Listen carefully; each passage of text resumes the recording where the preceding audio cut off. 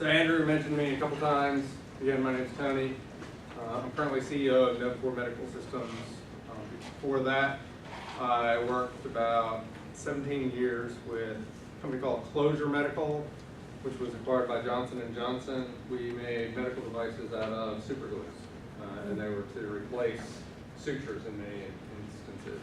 We developed a product called Dermabond and a host of number of products. So I've been doing medical devices all told about 22 years at this point in time. The majority of that time and the development of new devices. I've been helping Andrew teach this kind of stuff for a couple of years now. And I really want to focus on, there's an O on there, observation and problem identification, and pick up where he talked about. So in one of his slides, he had this slide, and these are some of the different ways that you're going to go out and you're going to get that voice of the customer. You're going to try to understand what the issues that they're facing, what the problems, and eventually come up into a need state development. And I want to drill down into that a little bit, especially on the interviews and observations. So let's see. How many people have worked with doctors before to look at needs? Raise your hand if you've done that ever before. Okay, so I'm talking to the right audience. What you're going to, in order to develop medical products, you got to go where medicine's being practiced. And it's practiced in a lot of different areas. It could be practiced in the offices, it could be practiced in ambulances, as the No4 example was, in nursing homes. It could be in homes, in the home health care, and people that are visiting homes. Many cases, it's in the hospital, emergency department, surgery, there's a ICU, I could put a lot of different departments down here. I want to specifically talk about surgery today. So unless you're wearing blue, who's been into surgery? You don't have to answer me that. Who's been into surgery? Okay, you've been in. We've got a couple people that have been in surgery. Purple is excluded on this too. Okay. So I want to take a pause a minute because some of you may be going into surgery. And I remember the very first time I went into surgery, I didn't have any idea what to expect. I thought it was going to be like a clean room where they're making silicone wafers, and I thought it was going to be I thought it was going to be like a moon suit on. It wasn't like that at all.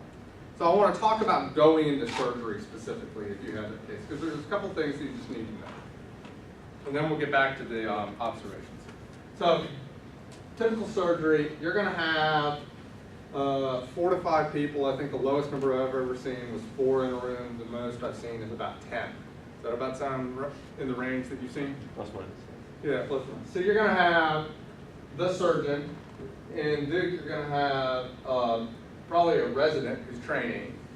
You're going to have a scrub nurse, which is working at the table, handing the surgeon their tools. You're going to have a circulating nurse, which is working in the background, bringing stuff up to the scrub nurse to make sure that they're completely sterilized. And you're going to have an anesthesiologist or a nurse anesthetist. That's a typical setup for surgery. Where are you going to be? You're not going to be up here. These 3 people have scrubbed in so that their hands are pretty sterile, so to reduce the chance for infection. You're going to be in the back somewhere. You're going to be standing in the back. I'll show you another picture. But some of the basics. You're a guest. Be respectful. Ask questions at appropriate times. If they're in the middle of something, don't ask. Typically, if you're there as a guest of the surgeon, they will engage with you, and they'll tell you where certain things are happening and they want you to see, or they'll ask you if you have any questions and stuff. You need to be familiar with it more than I'm telling you today. I'm just giving you a little bit of a sampler. But sterility is maintained by not touching things. And typically most surgeries, anything blue is sterile, and you shouldn't touch it. And so I was told to always hold your hands in front of you like this. Is that how they train folks here? So hold them in front instead of behind? Because if they're holding behind, you can't see where they are, and then you might turn and touch something. So you hold your hands in front of you, stand where you're told, out of the way.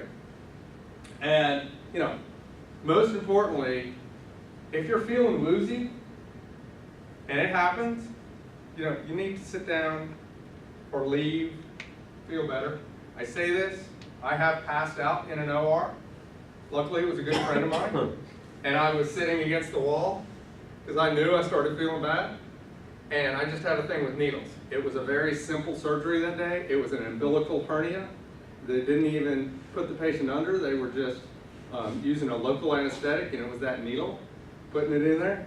And I mean, I was out. The surgery I saw before that was a mitral valve repair where they took this patient's chest completely open and opened their heart. And that was the coolest thing in the world. A little just surgery to do that. I passed out. Okay, so you do not want to fall forward into anything blue, which is sterile. That would be bad. It wasn't great that I passed out in surgery. And I've seen 100 surgeries. So it's just, it can happen. I'm sure it happens with new residents and new nursing students and stuff. Last, if something is happening with the surgery where it's not going well, you'll feel the tension in the room. You just may need to leave. It's serious stuff.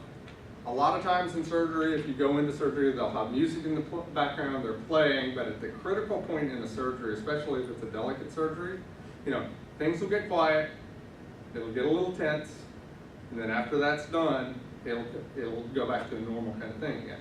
But if something goes wrong and people are scurrying and stuff, you don't need to be there. You're just taking up space that they may need, so you may need to excuse yourself. Yes? How do you get familiar with the OR environment before going into surgery? Well, that's a good question. I would suggest I'm going to suggest it anyway with the procedures you're looking at. I like looking at OR Live. There are online surgeries that you can watch of very specific procedures so you can get the feel for what it's going to be like. There's no substitute for actually going in the first time and understanding it. The first time you smell a bovie and smell, that's a very unique smell. You can't simulate that. Well, you can put your hand on a stove or something, but you don't want to do that. But do the best you can using online tools for research, basically. Okay. So here's a picture of a real OR that has exactly what I'm talking about. So you've got the surgeon, you've got the attending, you've got the scrub nurse, you've got the circulating nurse. See, this person doesn't have the blue and the gloves all the way down. They're not up at the sterile field. That's the way you would be dressed if you're going into surgery. You'd be standing in the back. See, people are all gowned up with their gloves coming over their sleeves and everything. They're scrubbed in, okay? You've got the anesthesiologist back here. You've got the blue drapes. So that was just a good example of a typical surgery. You've got the surgery tray. See, this is all blue. If you touch this, they have to replace it because it's not sterile anymore. That's not a good thing. Okay. So you just want to be respectful of it. Sometimes it's hard to see what's going on. I'm a little vertically challenged, so I've had them put like stools so I can stand on. A great spot in a lot of surgeries is up by the patient's head looking over here. This one actually is, it looks like some gynecological procedure where they're using a scope and they're viewing things on the TV. Those types of procedures or laparoscopic procedures are really easy to see because everything, all the action's up on a monitor above the surgeon, so they're really easy to see. So that's just a little bit about going into surgery. Another really good way to learn about it is the first time you go in, if somebody that is somewhat experienced is taking you in. I've taken several people that used to work for me in, and I've escorted a few of them out because I could see their eyes sort of rolling back in their head because it was getting a little too much for them. But that's another good way to do it. So, questions about surgery? Okay. Those who have been in surgery more than me, anything to add from that standpoint?